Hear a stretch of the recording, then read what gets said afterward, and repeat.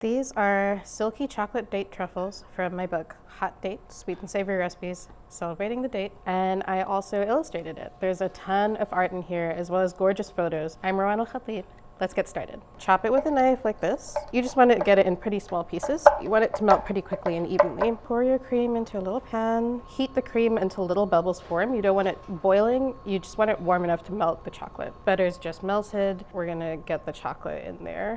If you gave someone a truffle with these dates in them, they wouldn't bite into it and think, "Ooh, that's a date truffle." They just think, "What is that? It's so delicious. I don't understand how you got it to be so chocolatey and deep and dark." It's because the date is amplifying the chocolatiness in the background. So we're gonna add a tablespoon of date syrup. This is optional, but it also does a lot of work. It improves the texture. We use an immersion blender. You can use a whisk. Using an immersion blender just makes the final texture a lot moussier. We're pitting the dates. Tear them apart with your hands, pull the pits out. We're gonna pour about half.